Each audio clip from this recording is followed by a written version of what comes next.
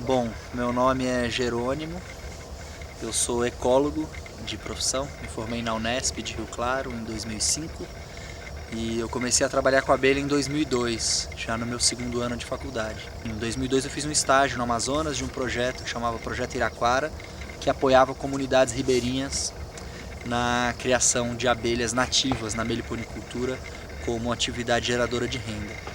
E lá eu conheci a importância das abelhas para a polinização, eu conheci as próprias abelhas, que são muito apaixonantes, muito instigantes, os aspectos comportamentais, a biologia. Enfim, comecei a trabalhar analisando mel, fazendo análise de laboratório de mel mesmo. Depois mais na parte com uma abordagem mais de ecologia mesmo, com a interação de abelhas e flores.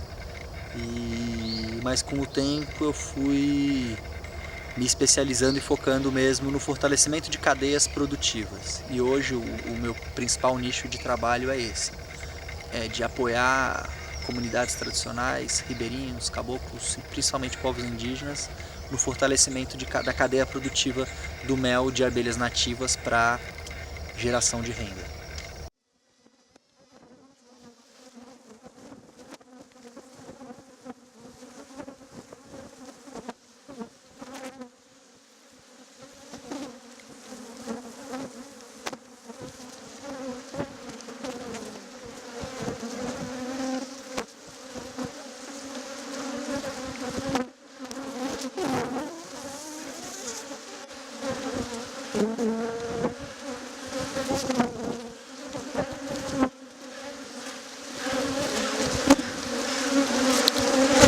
Todo mundo sabe que a abelha produz mel, né?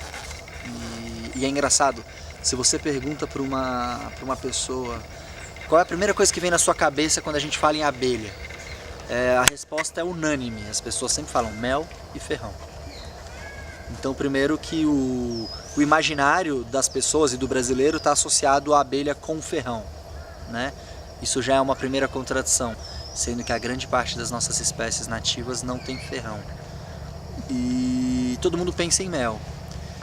E o que muita gente não sabe é que as abelhas elas são importantes muito além do mel. Elas são importantes porque elas prestam um serviço ambiental imprescindível, que é a polinização. A polinização nada mais é do que uma das etapas do processo de reprodução das plantas. O pólen, que é o gameta masculino da planta, ele tem que encontrar os óvulos, que são o gameta feminino das plantas também, e esse processo se dá, essa junção, essa fecundação do óvulo com o pólen se chama polinização. E tem várias formas disso acontecer. Tem flores que são polinizadas pelo vento, tem flores que são polinizadas pela água, tem flores que se autopolinizam, mas a grande maioria das espécies são polinizadas com a ajuda de outros animais. E entre os animais, aí 90% do serviço de polinização é realizado pelas abelhas.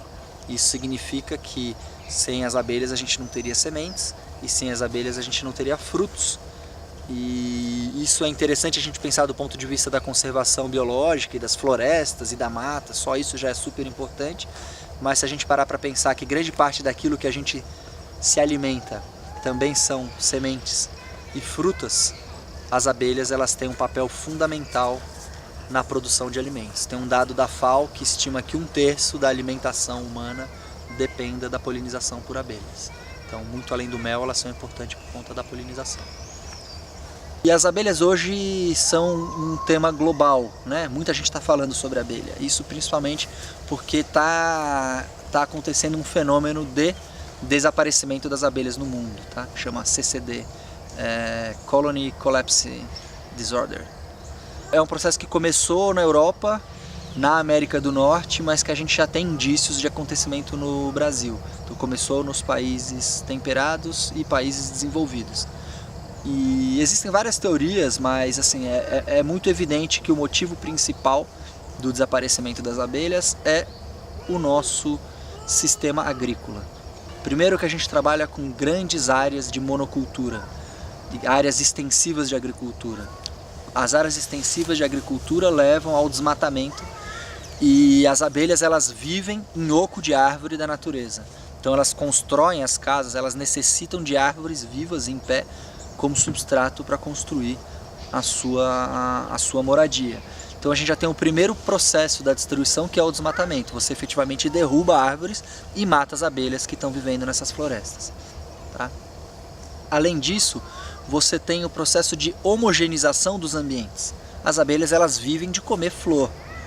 Agora, elas comem flor o ano inteiro. Se você tem uma região onde a paisagem foi completamente homogeneizada por uma única cultura agrícola, as abelhas não encontram nesse ambiente fontes de alimento para se alimentar. E às vezes, as pessoas às vezes falam, ah, mas vamos lá, a gente tem uma monocultura de laranja ou de eucalipto, a abelha come laranja e come eucalipto, mas a laranja ela floresce durante 2, 3 meses do ano. O resto do ano ela precisaria de outras fontes de alimento para sobreviver. Então já em uma paisagem agrícola extremamente desfavorável, você ainda tem o fator principal, que é o que já em um ambiente desfavorável ainda extermina as abelhas, que é o uso intensivo de agrotóxicos, de veneno, que efetivamente matam as abelhas.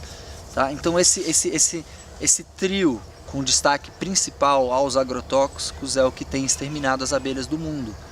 E por que começou o processo nos países temperados? Porque geralmente os países temperados são os países desenvolvidos e são os países que há mais tempo desempenham a agricultura. E que o desmatamento começou antes, que você tem menos formações vegetais e que você já tem paisagens agrícolas pouco favoráveis para as abelhas. No Brasil, a gente ainda tem muita diversidade de abelha, porque a gente ainda tem muita floresta de pé. Mas a gente sabe que a gente só tem floresta de pé porque a gente é subdesenvolvido. Que a nossa perspectiva, né, o horizonte de solução do nosso subdesenvolvimento é ser tão desenvolvido quanto os países que são desenvolvidos hoje. E, de certa forma, imitar os modelos que já estão sendo realizados. Tá? Então, assim, se no Brasil, hoje, o status de extermínio das abelhas não é tão crítico como nos Estados Unidos, por exemplo, a tendência é que a médio e longo prazo, se a gente seguir o nosso modelo de produção agrícola e a nossa matriz econômica, que é de exportação de commodities, né, que é de exportação de grãos, a tendência é que aqui o status seja tão ruim como já é nos Estados Unidos e na Europa.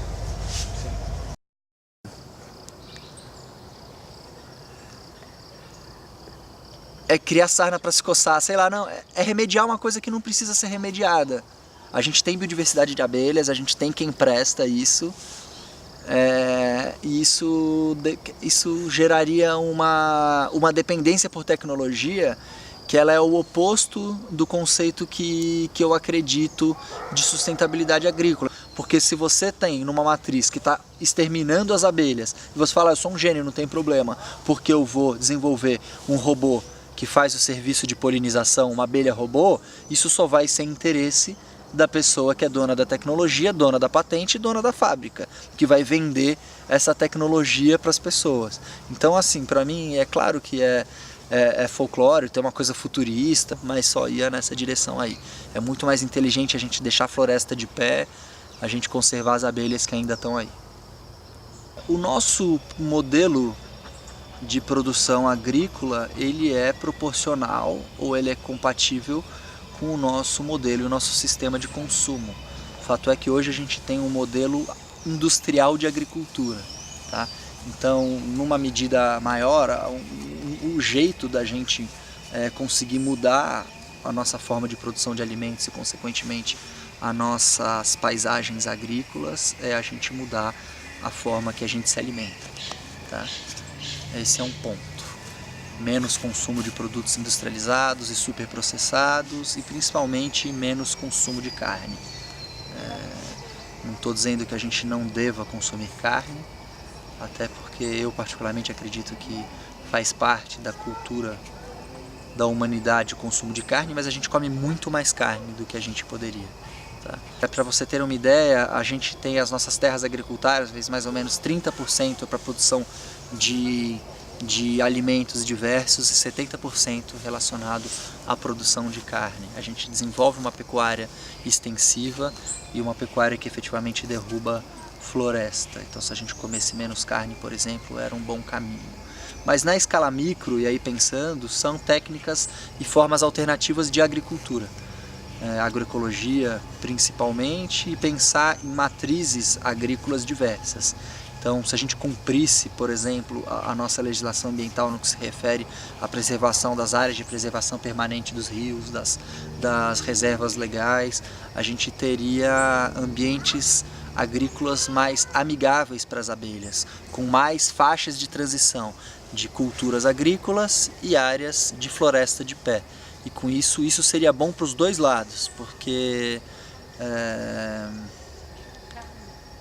você mantém a biodiversidade de pé nos fragmentos florestais e você mantém o serviço de polinização que as abelhas desempenham nessas matrizes, nessas paisagens agrícolas. E outra coisa que é urgente, e essa é o primordial, é restrição para o uso de agrotóxico. O Brasil é o país que mais consome agrotóxico no planeta, disparado, tem uma média que a gente consuma 5 quilos de agrotóxicos, esse é um dado, cada brasileiro consome 5 quilos de veneno por ano na alimentação, o nosso consumo per capita. E a gente usa diversas substâncias que foram proibidas em outros lugares do planeta, a gente aplica pulverização aérea, que já foi completamente banido da Europa, por exemplo. Então a gente teria que ter um mecanismo regulador e uma legislação que fosse mais restritiva ao uso de agrotóxico e que fosse mais atenta à importância e à construção justamente de paisagens agrícolas mais amigáveis às abelhas e à biodiversidade de uma maneira geral.